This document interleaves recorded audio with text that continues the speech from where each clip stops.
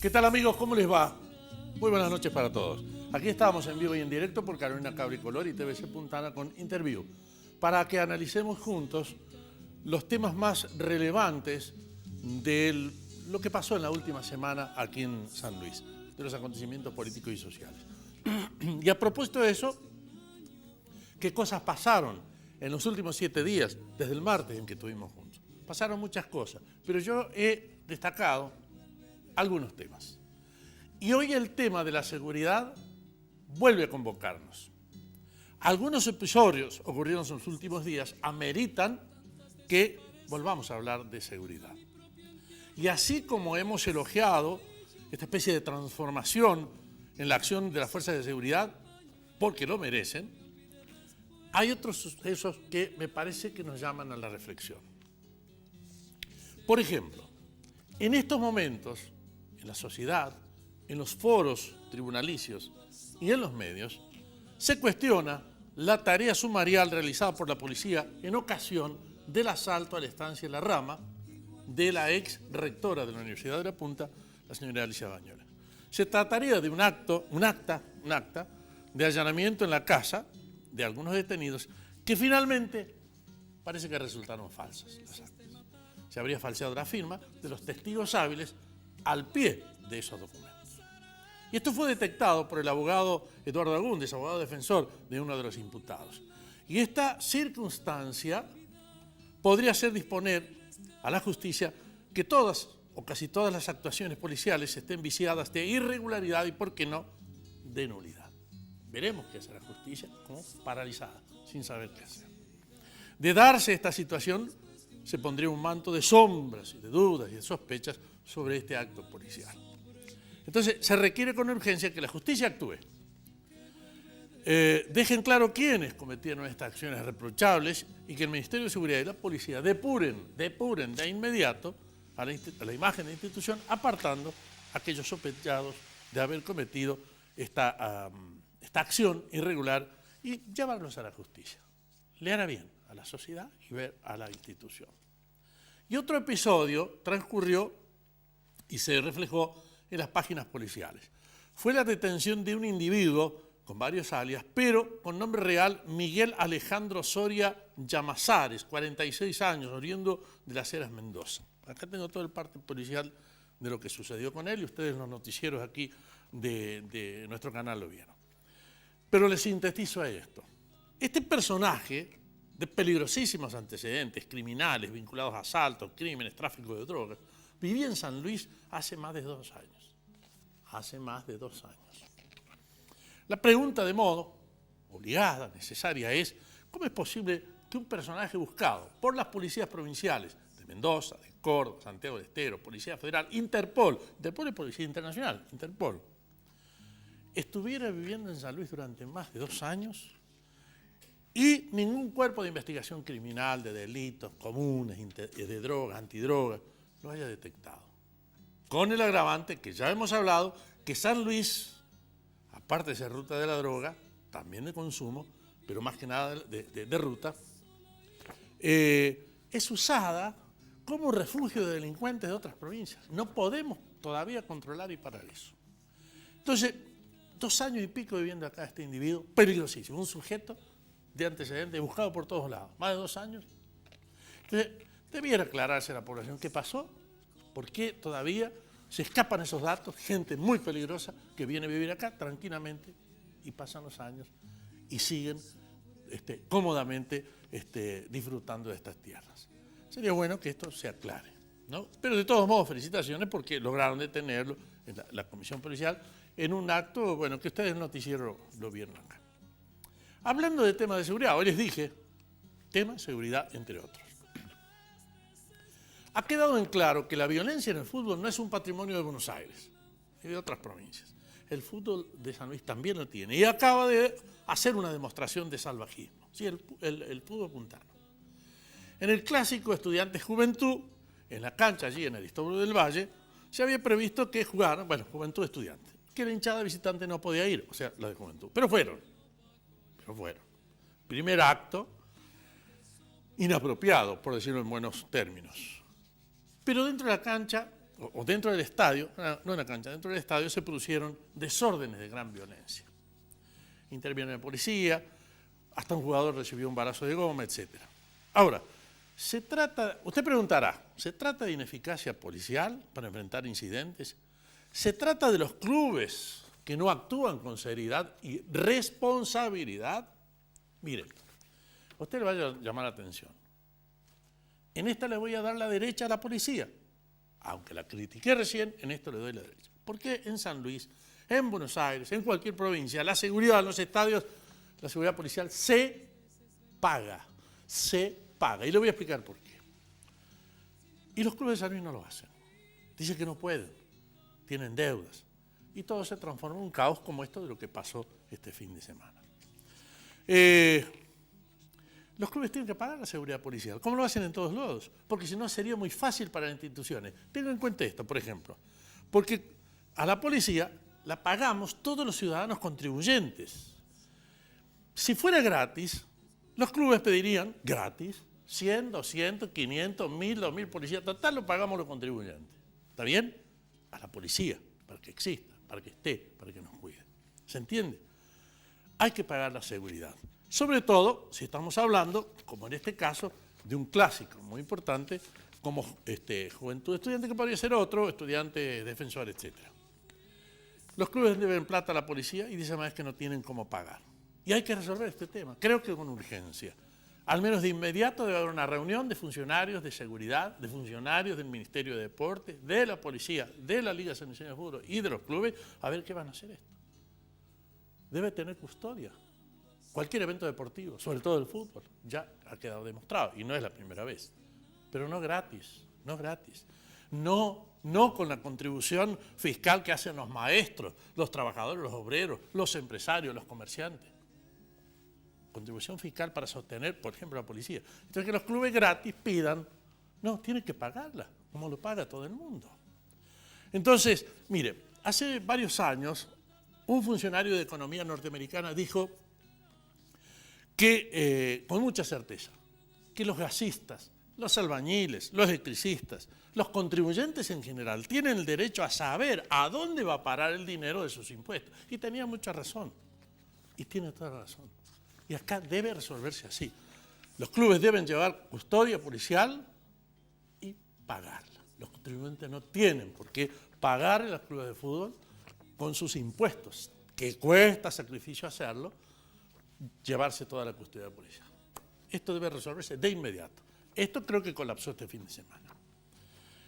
Un tema que vamos a tratar hoy, ¿qué pasa con la salud mental, con los institutos de salud mental? Alguna vez, recuerda usted, se mostró como un emblema, un ejemplo hacia el país y el mundo, el sistema, la política sanluiseña de salud mental. Y hoy parece abandonada, está abandonada, desprotegida, descuidada. De eso se queja, de lo que está pasando, desatención del Ministerio de Salud, un especialista del tema. El doctor Jorge Pellegrini va a estar con nosotros acá. Chiquitito voy a hacer. Viaje a la India. El ministro de Industria dijo que costó $1 millón de pesos. Bien. ¿Lo pagamos todos los contribuyentes? Dijo, no, la mitad lo pagó el gobierno. ¿Qué es la mitad? ¿El avión? No, el desayuno, la mitad del desayuno, la mitad del colectivo del hotel. Digo, porque hay empresas, esto lo paga como recién, el empleado, el albañil y el gasista. Y van a empresas, la verdad, que tienen posibilidades de... Además va a ser para beneficio de ellos. Bueno, en fin. Otro chiquitito. A través de los medios nacionales se ha podido saber que el exgobernador Alberto Rodríguez Sá lanzará su campaña el jueves desde Buenos Aires como candidato a senador por la ciudad de Buenos Aires. ¿Por qué hay que saberlo por los medios de Buenos Aires? La prensa local nunca se informa. ¿No nos están subestimando algunos políticos? Pregunto. No se enojen, pregunto. Siempre afuera son más lindos, más importantes. Bien. Y por último, hoy la comunidad, ¿cómo estamos atrasados? ¿Bien?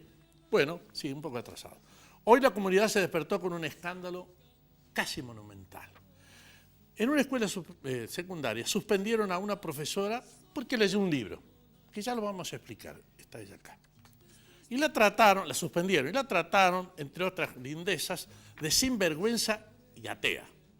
Y la castigaron y la suspendieron. y aparentemente sin darle un lugar ni derecho a defensa.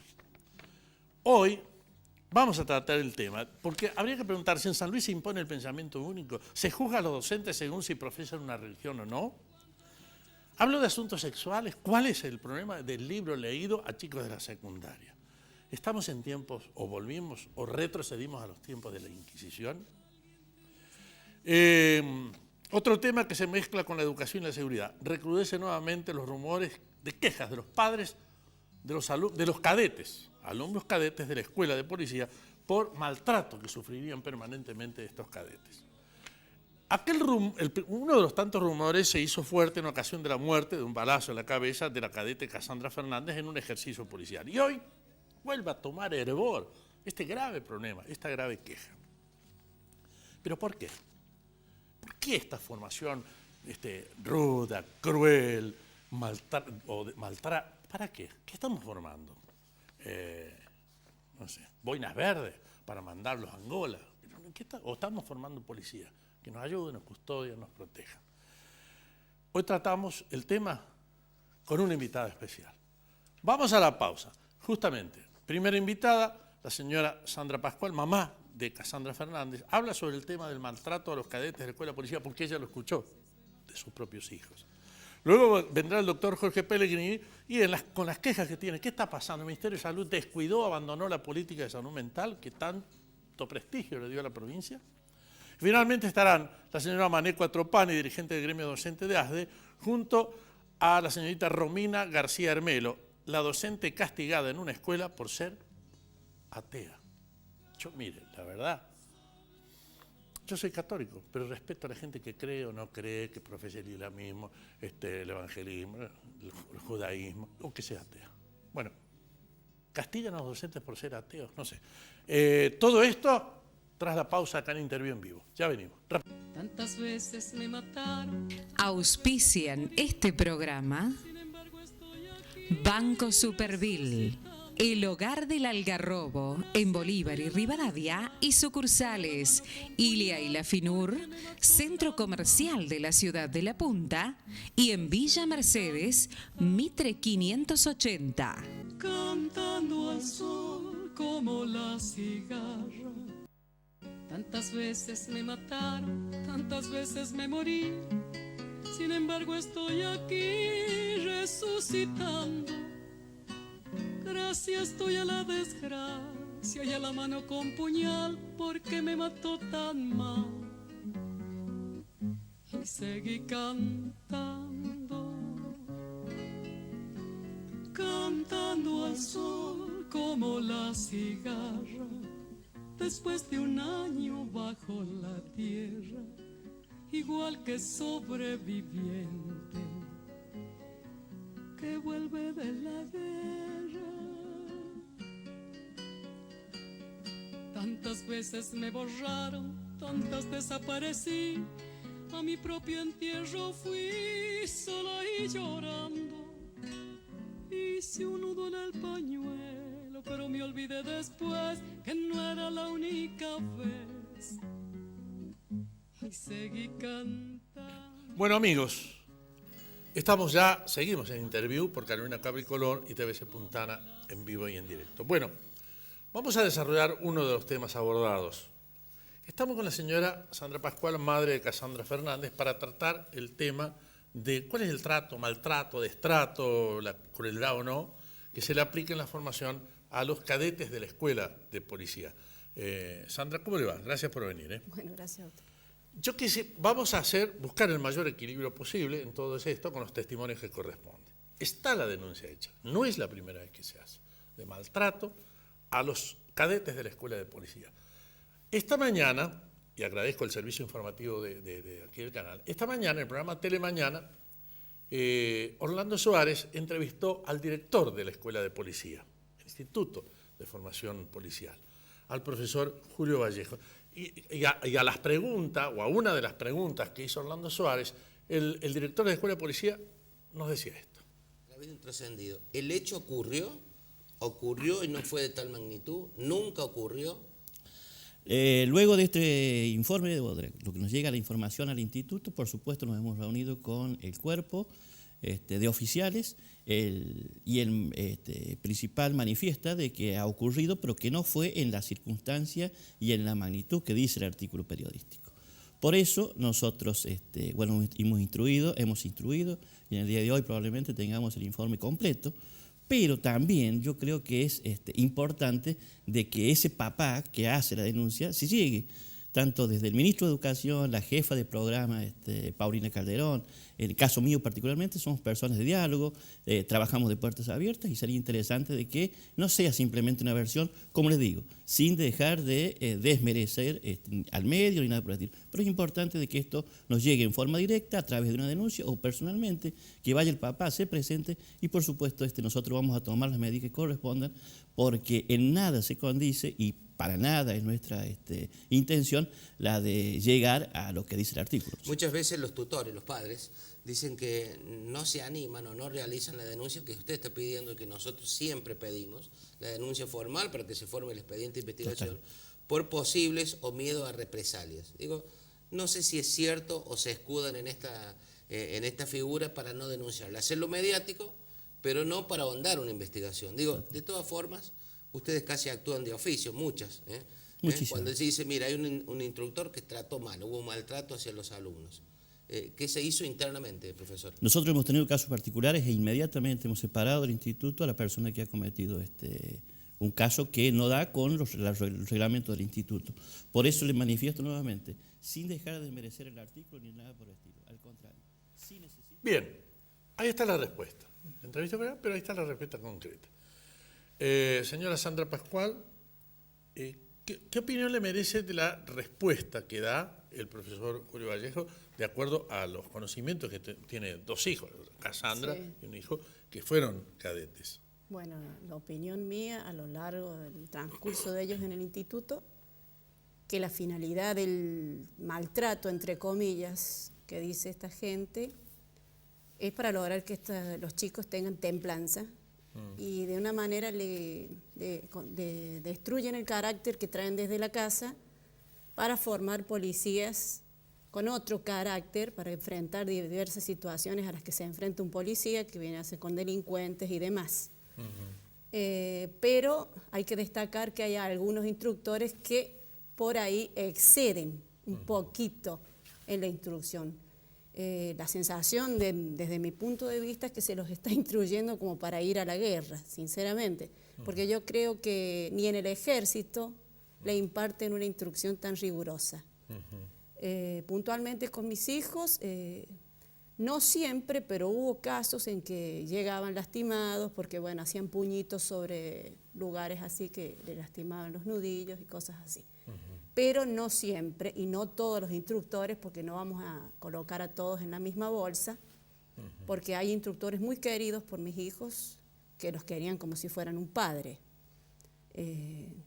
Pocos eran los que, como yo digo, se excedían, pero lo sabía. Sí. O sea, lo hay.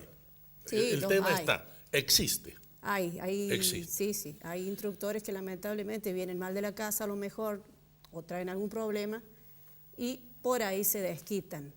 Y eso le pasa a muchas personas, pero existe, no hay que decir que no. ¿Algún momento usted, por lo menos de las conversaciones, sus hijos en algún momento se sintieron tan agobiados del maltrato, destrato, como se llama, al punto, al límite de que por ahí querer abandonar la carrera, su vocación? Por ahí lo superaba el hecho de que no les daba el tiempo también, aparte de que también había que soportar esa instrucción que era bastante rigurosa, pero apuntaba a moldearles el carácter como ellos dicen y ellos lo aceptaban así. Y por ahí sí, ellos sí lo superaban, varias veces lo superaban. Pero ellos estaban enfocados en llegar a su meta, sí, llegaban mal y por ahí venían enojados y se desquitaban en la casa, los chicos a veces, sí. ¿Esto se conversaba como usted, como tantos otros padres? ¿No se animaban? ¿Sí? ¿Lo hacían por los hijos? ¿Tenían miedo de represalia? ¿Cuál era la actitud? ¿Cuál es la actitud que usted conoce y que habrá vivido? Nosotros, de los padres. Personalmente, como padres, vemos las cosas desde otro punto de vista, siempre. No queremos para nuestros hijos que vengan lastimados y nada así. Por eso para nosotros verlos así, que los instruyan de esta manera, por ahí es medio como fuerte. Pero ellos, desde el punto de vista de ellos, lejos de que los supera, por ahí ellos lo aceptaban como parte de su formación. Pero nosotros como padres realmente por ahí no nos gustaban esos excesos realmente. Pero no era de parte de todos los instructores. Claro, no hay que generalizar. No. Ahora, en algún momento se dijo que se lo formaba con tanta rudeza como para que quitarle la personalidad, volverlos más rudos y resentidos contra la sociedad o contra lo que tuvieron que enfrentar, volverlos... Claro. Decir volverlos malos no es el término exacto, pero duros, resentidos, fríos, no sé. Un poco más fríos son, sí. Lo que pasa es que... Menos humanos, no sé cómo llamarlo. Sí, dependiendo de la persona es la respuesta. No todos van a responder igual al mismo estímulo. En algunos casos se forman policías resentidos y represores con esta instrucción. Claro. No pasa con todos, porque todas las personas no somos iguales, evidentemente. Seguro. Pero las respuestas ante un mismo estímulo no son las mismas. Claro. Lamentablemente no. Muy bien. ¿Algo más, Sandra, sobre este tema?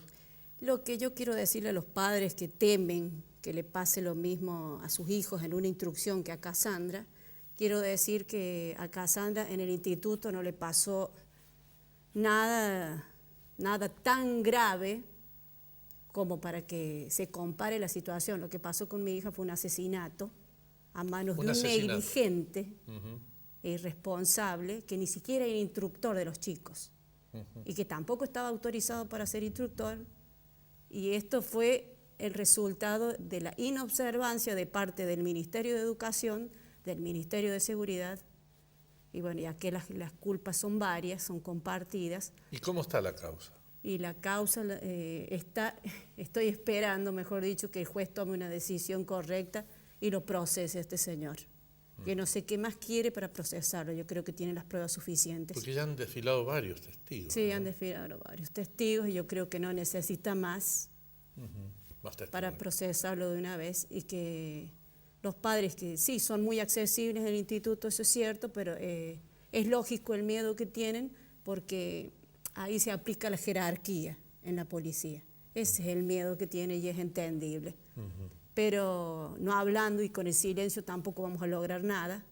Claro. Pero lo que tienen que entender, que no es lo mismo, no es la misma situación, lo que ellos tienen que luchar porque no se repite el viaje al Cerro Retana. Ya no van más a los cerros, no los llevan nada más a la montaña. Espero que no, y que si alguna vez van a un campamento tomen todas las medidas sanitarias posibles para trasladar a los chicos y que no se los instruyen armas en un lugar que no está autorizado. Gracias, Sandra, por haber venido. Bueno, ha sido muy amable. A usted. Vamos a la pausa y a la vuelta agradecemos al servicio informativo, a Tere Mañana, por el testimonio que nos han facilitado. Agradecemos a Sandra Pascual. Y a la vuelta, el doctor Jorge Peregrini nos va a hablar qué pasó con este modelo de salud mental que planteó y propuso a la Argentina, al mundo, la provincia de San Luis. Hoy está abandonado, desprotegido, olvidado desde el Ministerio de Salud. Se lo vamos a preguntar al doctor Jorge Peregrini. Aquí en el interview, ya venimos. Me morí, sin embargo estoy aquí resucitando. El periódico digital más destacado de hoy, ABC Noticias San Luis. Toda la información al día, con la mejor columna de análisis político y social de San Luis. ABC Noticias San Luis, el más leído, el más buscado. www.abcnoticias-sl.com. MUS, Casa de Té Café Bar, te espera todos los días desde la mañana bien temprano para disfrutar desayunos completos, tartas y otras delicatessen que acompañan la hora del té. Además, podés compartir una tabla de fiambres con nuestra esmerada atención que los tentarán a volver. MUS, Casa de Té Café Bar, Avenida Ilia 78. Somos trabajo. Somos vivienda. Somos servicios. Somos educación. Somos recreación. Somos cultura. Somos autónomos. Somos deporte. Somos solidarios. Somos futuro. Municipalidad de San Luis. Somos todos.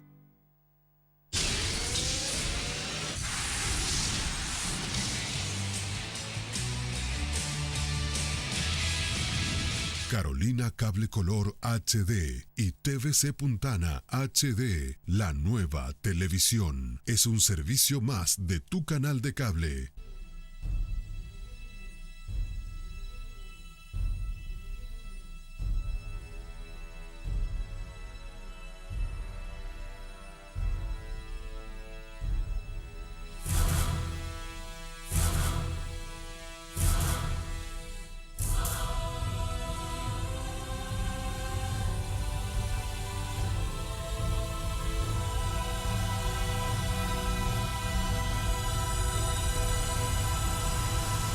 Carolina Cable Color HD y TVC Puntana HD, la nueva televisión.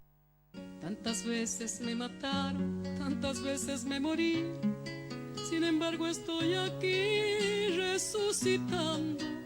Muy bien, amigos, muchas gracias. Estamos aquí, como les prometimos, con el doctor Jorge Pellegrini, hoy director del Instituto de Estudios Sociales y Psicosociales, pero que en su momento fue, jefe provincial de salud mental y exdirector del instituto, del Hospital de Salud Mental. Doctor Pellegrini, gracias por venir, ha sido usted muy amable. Gracias por la invitación. Bueno, yo lo planteé como pregunta porque he escuchado que usted no está nada conforme. ¿Qué ha pasado con este programa de salud mental que en algún momento se planteó como modelo hacia el mundo, hacia la provincia? ¿Está abandonado, desprotegido, olvidado desde el Ministerio de Salud? ¿Cómo lo ve usted? Bueno, sigue siendo un modelo. Y sigue siendo un modelo con reconocimiento en el país y fuera del país. Nosotros tenemos 3 cátedras internacionales a partir del hospital y la Universidad Autónoma de Querétaro, que ahora en noviembre comienza a llevar a cabo un proyecto muy ambicioso que es construir un hospital de salud mental, pidió el asesoramiento nuestro y nosotros vamos a concurrir. De manera que la trascendencia de este programa emblemático en la provincia, porque es un programa que ahora el 23 de noviembre cumple 20 años. Y han sido 20 años sumamente importantes porque hemos formado una cantidad de profesionales ligando la práctica con la teoría. Y la impresión que yo tengo, que es más que una impresión, es que el Ministerio de Salud no mira esta experiencia como lo que esta experiencia vale. ¿Qué quiero decir con esto? ¿Qué significaría en términos concretos? Y en términos concretos significa que nosotros trabajamos con un material muy sensible, que es la condición humana. Y la gente que trabaja en este oficio, digamos, con este material, necesita tranquilidad, necesita reconocimiento y sobre todo necesita participación. Y no se puede maltratar al recurso humano. ¿Por qué maltratar? ¿Qué está pasando? Porque una forma de maltrato es no hablar, no dialogar, es no consultar, porque los que más conocemos sobre salud mental o más conocen sobre salud mental son los que se formaron alrededor de un programa de salud mental que tuvo esa trascendencia y que en este momento no existe, a tal punto que no hay siquiera un jefe provincial de salud mental. Entonces, es totalmente imposible impulsar una política que tenga coherencia si no hay un centro coordinador. Y esto también significa incumplir la ley. ¿Por qué? Porque en el 2006 se aprobó en ambas cámaras una ley modelo que incluye en uno de sus artículos que cualquier reforma que se formule al programa, al plan o a la ley debe ser previamente consultada con quienes participan en el hospital y en el programa. Es decir, que la ley le reconoce a los efectores, a los profesionales, médicos, a los profesionales, también a los enfermeros, un lugar importante. Hay situaciones que son casi demostrativas. Por ejemplo. Hay un problema que en las provincias no está resuelto, en la Argentina tampoco. Pero a mí me parece que San Luis tiene una situación ideal para resolverlo, que es el tema de las adicciones.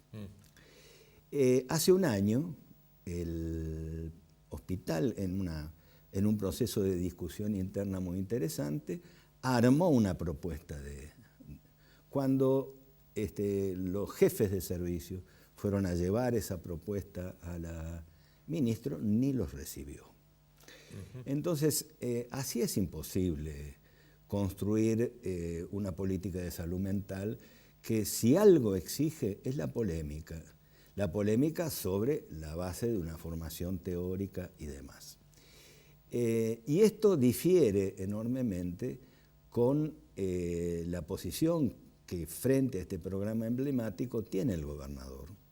El gobernador ha reiterado, y hemos tenido diálogo extenso con él, que esta política no se va a cambiar. Ya las medidas que sigue tomando el ministerio son medidas que dejan en el aire toda esta situación. ¿Cómo, para que la gente también lo siga entendiendo, es como desmantelar toda una institución desde el punto de vista filosófico de funcionamiento, desde el punto de vista tecnológico, desde el punto de vista del recurso humano? Es todas esas cosas, porque cuando usted genera malestar en una institución de salud, es muy difícil que esa institución de salud produzca lo que es necesario producir. ¿Se están yendo los profesionales? Sí. Este ministerio ha logrado lo que en 20 años nadie había logrado. ¿Cómo qué cosa?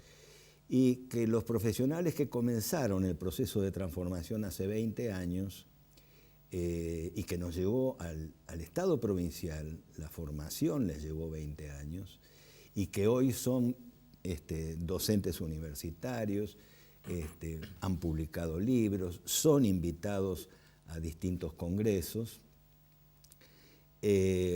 Una psiquiatra ya se fue. Una asistente social, ya ha planteado que se va a ir. Y cuando cunde el desánimo, mal resultado. Se ha producido, esto es un problema que se advierte en distintos sectores, el éxodo de profesionales de la salud, en sus distintas variantes y oficios. Pero este es un tema muy particular, porque si hay profesionales que se quedaron 20 años, evidentemente en lo que hicieron centro es en sus convicciones, no en sus conveniencias. Y creyeron, apostaron e hicieron un plan de transformación que quitó a la sociedad de San Luis una vergüenza, que es la vergüenza de instituciones basadas en el encierro y la falta de libertad. Yo creo que no hay salud sin libertad. Creo que no hay salud sin diálogo. Creo que no se puede manejar, no se puede dejar de atender a las personas aunque piensen distinto. Más bien diría que si piensan distinto es cuando más hay que atenderlos. Porque para nosotros en el trabajo en salud mental, una cuestión clave es partir de la biodiversidad y de la sociodiversidad. Es decir, lo mejor de ser iguales es ser distintos. Claro, la vieja discusión del discurso único, que se imponga el pensamiento único y el que camine o piense diferente corre riesgos. Mira, parte de ese programa en este momento no hay jefe de programa de salud mental desde hace 1 año y medio. No hay jefe del programa de adicciones, esto no es secundario. Porque para elaborar una política, más todavía, después de esta propuesta que llevó el hospital y que no fue recibido, se trajo 2 profesionales, una de ellas yo la conozco y es excelente, de Buenos Aires. Se hicieron 8 módulos, a donde concurrió personal de salud, terminó en noviembre del año pasado, El Estado pagó esa formación, pagó a los docentes. Estamos a 6 meses de eso. ¿Dónde fue a parar? No hay un plan. Y yo creo que el gobierno provincial está interesado en que haya un plan, pero no puede manejarse un área de salud tan sensible como esta, sin lineamiento y sobre todo sin consulta a los que saben. Jorge, el tiempo se nos fue, ha sido interesante y te he dejado hablar absolutamente. A ver, decir, qué consejo, qué pensamiento, cómo podría esto resolverse, aunque sea una pregunta tan obvia. ¿Hay formas o están cerrados los oídos? No, bueno. Creo que la salida es rectificar este rumbo. La salida es que retomemos este programa que le dio a San Luis muchas satisfacciones y a los que trabajamos en él también. Hay que retomar eso, hay que reconstruir lo que se ha ido destruyendo. Y yo invito a la ministro que vaya al hospital. Perdón, ¿ha ido de que asumió? Que yo recuerde una vez. Ajá. El gobernador fue bastantes más veces. Habló, conoció, participó durante 2 horas de las actividades del hospital. Porque ¿sabes qué pasa? De acuerdo, sí. ¿Sabes qué pasa? Es muy fácil hablar de un hospital de salud mental desde afuera. Claro. Pero cuando vos estás adentro, y este es un ejemplo que creo que sintetiza mucho, hay pacientes que a veces te llevan toda la mañana y absorben el tiempo de 1 o 2 psiquiatras, 1 o 2 psicólogos y otros tantos enfermeros. Entonces, cuando vos haces la planilla, finalmente viste a uno, pero ese uno presenta un cuadro que exige acompañamiento, exige tratamiento inmediato, exige evitar que se haga mal a sí mismo. Y esto implica acompañar permanentemente. Entonces, si la opinión que nos transmite el ministerio es que no trabaja el hospital, bueno, hay que ir ahí y ver lo que significa tratar con personas que muchas veces tienen un proyecto de muerte, ¿verdad? Hay que ir. Este fin de semana que pasó, la internación estuvo ocupada casi totalmente por adictos descompensados. Y vos sabés que ese no es un cuadro sencillito, ese es uno de los cuadros más complejos que hay, porque las patologías han ido cambiando. Entonces, la salida que vos me planteás es, primero, que haya diálogo. Segundo, que se rectifique el rumbo. Tercero, que este plan emblemático lo siga haciendo. Que se escuche a las personas, que se las reciba. Y que además se hable del hospital conociéndolo desde adentro, ¿verdad? Porque dicen que me dijeron que... No es así. En el dicen que dicen, en algún momento los profesionales al buscar un oído que esté dispuesto a escucharlos en el Ministerio de Salud, que no han encontrado alguien por el costado, una puerta, una ventana, no les dijo, che, ¿sabes por qué no lo reciben? Por esto, por esto, por esto. ¿Alguien que diera una razón por la cual no los quieren escuchar ni recibir? Yo creo que esa respuesta... ¿Se han trascendido, rumor, versión, algo de algún modo? Yo creo que la respuesta no la puedo dar yo, la tiene que dar quien actúa de esta manera.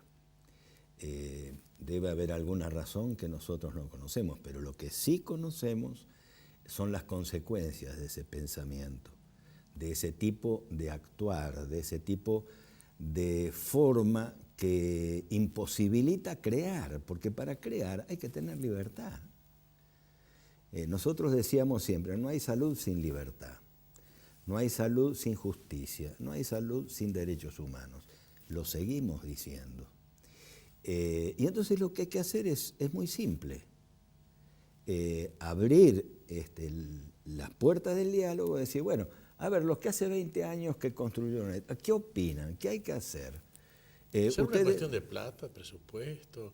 No. ¿O escala de valores y prioridades? No sé, no. Primero está el segundo. No. Escuela de Salud Mental está en el número 16 de importancia. No sé. No ha sido así en San Luis.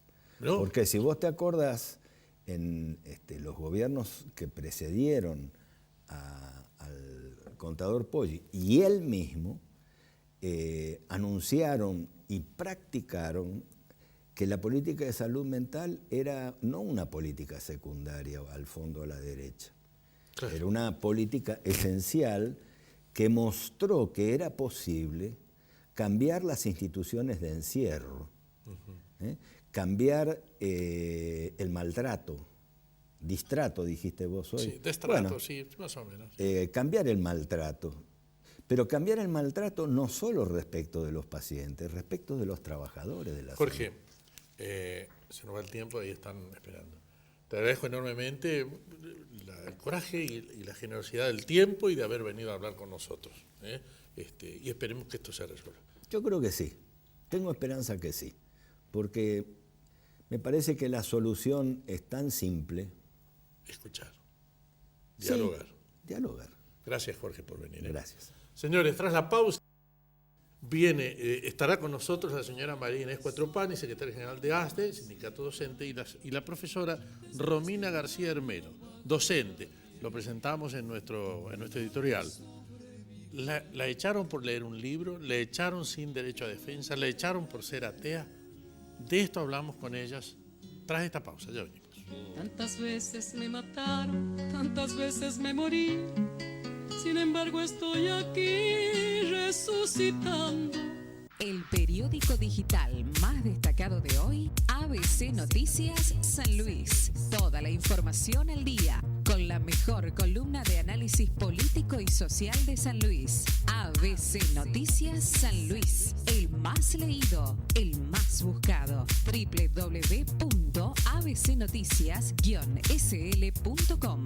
MUS, Casa de Té Café Bar, te espera todos los días desde la mañana bien temprano para disfrutar desayunos completos, tartas y otras delicatessen que acompañan la hora del té. Además, podés compartir una tabla de fiambres con nuestra esmerada atención que los tentarán a volver. MUS, Casa de Té Café Bar, Avenida Ilia, 78. Somos trabajo. Somos vivienda. Somos servicios. Somos educación. Somos recreación. Somos cultura. Somos autónomos. Somos deporte. Somos solidarios. Somos futuro. Municipalidad de San Luis, somos todos.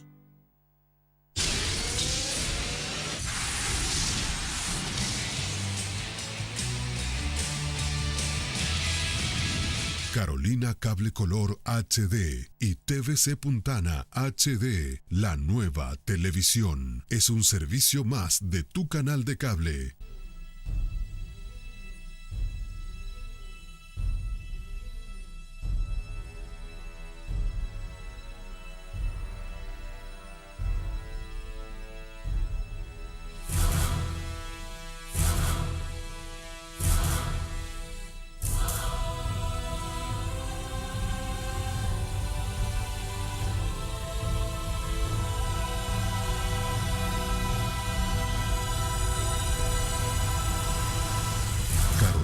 Cable Color HD y TVC Puntana HD, la nueva televisión. Tantas veces me mataron, tantas veces me morí.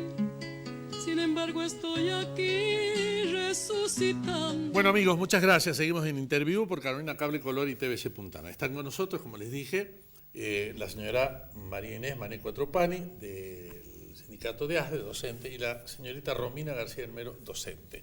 Gracias por venir. Gracias a ustedes. Si les parece, para ordenarnos el poquito tiempo que nos queda, es escuchar a Romina qué pasó, qué hizo, y luego sus expresiones. Y quiero decir, y ellos son testigos, que el doctor Jorge Pellegrini, antes de irse casi que le cortó, iba a hablar, ha dejado su expresa solidaridad a Romina García.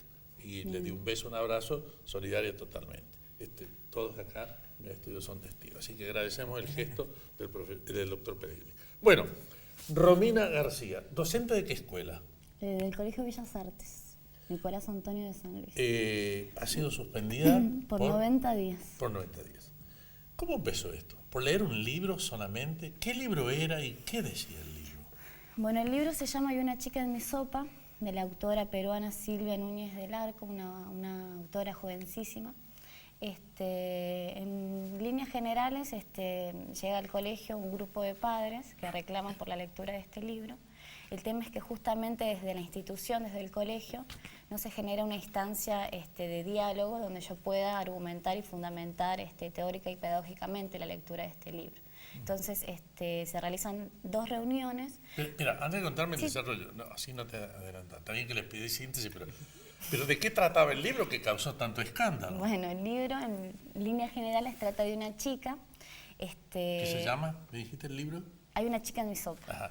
¿Y de qué trata el contenido? Bueno, trata de una chica que se enamora de su profesora y comienza a descubrir su sexualidad y a cuestionarse justamente uno de los parámetros de la sociedad que tenemos, que es la heterosexualidad, ¿no? Y hay distintos episodios que tienen que ver con una masturbación, una relación sexual, ¿sí? Básicamente tiene que ver con la sexualidad, ¿sí? No es una lectura pornográfica, no es una lectura prohibida, son lecturas que yo muchas veces les doy. Esta lectura yo la di el año pasado con el grupo de cuarto C del mismo colegio del año 2012. Muchas veces son disparadores para que los chicos puedan informarse y puedan también debatir acerca de la sexualidad. A ver, cuando hablo de sexualidad, no hablo propiamente del coito, sino que estoy hablando de la menstruación, estoy hablando de información sobre anticoncepción, estoy hablando sobre embarazos adolescentes no deseados, sobre las muertes de las mujeres adolescentes por abortos clandestinos, ¿sí? También estoy hablando sobre la identidad de género.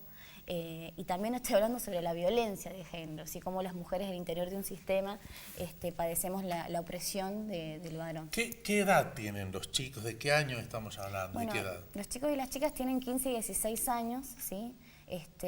Yo considero que tienen madurez para enfrentar estas lecturas, incluso en estos últimos años he tenido, en este cuarto set hay una chica que ya es mamá, ¿sí? Son chicos realmente capaces y el tema es el siguiente, yo les doy esta lectura desde un marco... adolescentes que son otro problema, ¿no? Justamente, yo les doy esta lectura en un marco de amparo y con una guía, ¿sí? O sea, yo soy una profesional, yo también soy docente de la Universidad Nacional de San Luis, yo estoy preparada para formar personas, yo entiendo la responsabilidad y el compromiso que asumo a la hora de estar con adolescentes. Y el tema también es el siguiente, tratemos de mirar la realidad y son chicos y chicas que están iniciados en la vida sexual y lo hacen del peor modo. A ver, son personas que consumen pornografía de un modo totalmente perverso, con conceptos erróneos de lo que es un varón y de lo que es una mujer.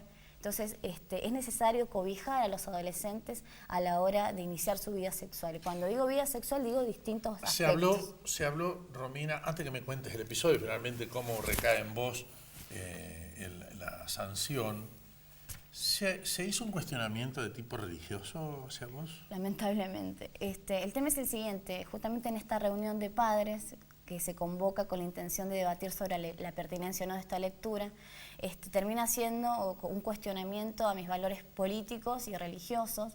Básicamente tiene que ver con lo siguiente, yo reclamé a la asesora pedagógica, le sugerí que bajara una imagen del Papa, que estaba en esta institución pública y laica, una sugerencia de docente, y bueno, justamente... docente a docente, porque en esa reunión de padres no me comunicaron, ¿sí? Entonces decidieron de alguna manera en base a mis espaldas. En ausencia, castigar, por eso justamente hay una desprotección de la institución, del Colegio Bellas Artes, es decir, a mí se me han arrebatado garantías constitucionales, que en esta democracia son fundamentales, como el derecho a la legítima defensa, que ha tenido nada más ni nada menos que Videla, tuvo la posibilidad de defenderse, y a mí me arrebatan esta garantía. El derecho a réplica, sí, por un lado la institución, y por el otro lado el Ministerio de Educación, que me sancione de un modo totalmente arbitrario, de una manera totalmente déspota, con un abuso de poder terrible, sin haber leído mi descargo, sin generar un mecanismo de diálogo. De la sanción? Me llega a mi casa la sanción. María Quattropani, antes de que sigamos con ella, sí, para escuchar desde el punto de vista suyo docente y desde el punto de vista gremial. Sí, en realidad una lectura puede ser cuestionada, puede llegar a ser polémica, puede gustarle a unos y a otros no. No está mal que se converse sobre la competencia o no de una lectura. Lo que es absolutamente inaceptable es que el tema y el cuestionamiento se haga sobre la persona de un docente. Porque en realidad, cuando uno lee las dos actas que se realizaron, sobre las dos reuniones que se realizaron con con padres y alumnos, y el equipo directivo y la asesora pedagógica de la escuela, sin la presencia del docente polémico, por decirlo de alguna manera, que no estaba presente no porque no hubiera querido estar, sino porque nadie lo convocó. Y en realidad, se empieza hablando de un libro, pero son 2 rayas las que corresponden al libro, y todo el resto se habla sobre que la docente es una sinvergüenza, sobre que basta verle... Algo así, ¿no? Sinvergüenza, atea y no sé qué más. Basta verle el aspecto para saber lo que es, que haga de su vida sexual lo que quiera. Es absolutamente injurioso, es absolutamente inaceptable. Nosotros lo hemos visto como realmente una cacería, no construye nada, es una destrucción. Y realmente yo quiero destacar la absoluta torpeza del equipo directivo, que de ninguna manera cumplió con sus funciones, que es la de mediar, que es la de moderar, que es la de dar también amparo no solo al alumno, sino también al docente. Dijeron, yo escuché por ahí, no sé si era de la escuela o del ministerio, que no la habían llamado a ella para protegerla porque había mucho enojo de los padres, no fuera cosa que la agredieran. Esa sería la excusa por la que no te llamaron. No, mala excusa porque han puesto por escrito este equipo directivo no aprueba la conducta de la profesora, que no estaba ni siquiera enterada de que había una problemática, porque se entera cuando la notifican de las 2 actas. Y estas 2 actas, ya te digo, son absolutamente injuriosas, absolutamente ofensivas, no creen nada, es una atea, dice el acta. El equipo directivo no está de acuerdo con su conducta y va a aplicarle la máxima sanción y después el resto dependerá del ministerio. Esto le dice a los padres y a los alumnos, sin que la docente haya podido dar una explicación, una argumentación o esbozar una defensa, ¿no? Que en realidad, yo vuelvo a reiterar, ningún libro puede hacer el tanto daño, que no es el caso, pero si hubiera un libro que puede causar daño, nunca causaría el daño que causan un grupo de adultos enseñándole a jóvenes que se están formando lo que es la arbitrariedad, lo que es la absoluta intolerancia, lo que es el prejuicio y lo que es destruir a una persona que está ausente y cuando no se arbitró absolutamente ningún mecanismo para que estuviera presente. ¿Hubo alguna reacción que vos advirtieras de algún alumno o alumna molesta que te lo dijera y fuera a las padres? ¿En algún momento advertiste? ¿Alguien te dijo algo? No, incluso yo me entero de todo esto por un acta. O sea, a mí ningún alumno, como tampoco ningún padre, y mucho menos ni la directora Ángela Toledo, ni el vicedirector Carlos Urtiaga, ni Patricia Chanis, que es la asesora pedagógica, se acercan a consultarme con respecto a la fundamentación del libro, a qué intenciones, cómo iba a tratarlo. En ningún momento nadie, ni alumnos, ni padres, ni el equipo directivo. ¿Qué materia está? Es lengua y literatura. Y en ese sentido a mí me gustaría decir algo que tiene que ver con el Ministerio de Educación y básicamente con la Ley de Educación Sexual Integral, ¿sí? Entonces hay una problemática terrible en la provincia que son los embarazos adolescentes, sí, lo hablábamos, entre otras cosas, ¿sí? La discriminación que hay en San Luis también por el tema de la homosexualidad, del lesbianismo, las personas trans, son temáticas que a mí me preocupan profundamente. Entonces la Ley de Identidad Sexual, la Ley de Educación Sexual, la provincia debe adherir. Y en ese sentido, Marcelo Sosa, como ministro de Educación, debe hacerse cargo de esto, ¿sí? Debe proteger a los sanluiseños, sobre todo en el marco de la adolescencia, ¿sí? Necesitan un amparo, necesitan un cuidado, un seguimiento a la hora de cuestionar la sexualidad, de aprender, de informarse. ¿Qué me ibas a decir? Niño, de esto no se habla, esto no se toca, diría Serrat. Sí. Realmente esto es de la época de la Inquisición. Vuelvo a repetir, nosotros podemos considerar polémico o no un texto y estaría en un equipo directivo con habilidades, hacer de esto un hecho educativo donde se pueda llegar a un consenso. Lo que se ha hecho es destruir la imagen de un docente, destruir la armonía de una comunidad educativa, dejar sin salario y sin su sustento a Sacaron el salario. a una profesional joven, absolutamente calificada, porque hay que decirlo, Romina es licenciada en Ciencias de la Comunicación, está por obtener una maestría, ayúdame en qué. En estudios latinoamericanos. Además es profesora, De la tiene universidad. una cátedra en la Universidad Nacional de San Luis, no es una improvisada, está altamente calificada, pero así no estuviera calificada. Merece lo que merece cualquier ciudadano que la escuchen. No estuvo presente, nadie la convocó para escuchar si tenía algo que decir, y en realidad, ¿qué se enseñó? Se enseñó, vuelvo a repetir, el protagonista fue absolutamente la intolerancia y la falta de respeto. ¿Qué iba a mencionar? No, yo lamento mucho que una institución, al interior del modelo de democracia representativa que tenemos, estoy hablando del Ministerio de Educación, haya generado mecanismos y acciones propias de una dictadura, ¿sí? Abuso de poder, derecho a réplica yo no tuve, derecho a la legítima defensa no tuve. Entonces, eso es lo que a mí me preocupa. ¿Qué es lo que vas a que ya salimos del aire? ¿Lo aceptás? ¿Vas a volver al colegio? ¿Te vas a iniciar acciones legales? ¿Cuál es tu paso inmediato? El camino administrativo y legal está en pie. Yo también hice una denuncia ante el INADI por la cuestión del daño moral. Sí, por el tema del daño moral a mis creencias religiosas, políticas. Sí, básicamente en lo legal voy encaminada. Yo estoy suspendida por 90 días. ¿Sí? El tema es que yo necesito que se revea esa medida totalmente injusta. Uno no puede sancionar sin haber escuchado mi parte, mi fundamento. ¿Cómo se plantea esto? ¿Vas a mandar un escrito a alguien? ¿O va a esperar que pasen los 3 meses? Ha hecho un descargo, pero no se han respetado los tiempos administrativos. Antes de la sanción tenía que venir el descargo. Es cierto que además antes de hacer un castigo tiene que haber un sumario previo.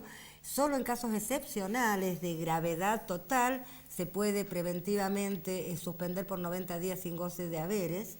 Pero ¿cuál es la gravedad de este caso? Estamos hablando de una violadora, de una abusadora de niños, por favor, cada vez se ofende más. Y bueno, yo realmente, a mí me gustaría estos minutos de cámara para pedirle al ministro Sosa, que es un hombre joven, que revea la medida, que no desaliente gente valiosa como es Romina, que realmente el sistema educativo no se puede dar el lujo de expulsar docentes de calidad, y que si realmente se ha tragado un sapo, como quien dice, porque realmente se ha dejado llevar por un par de actas mentirosas, donde por ejemplo dicen, la docente habría bajado una imagen del Papa y ha subido una de Marx y del Che, cosa absolutamente mentirosa, que las autoridades educativas no se ocuparon de desmentir, y que no tenían por qué estar tampoco en los oídos de los papás, porque fue una conversación entre colegas.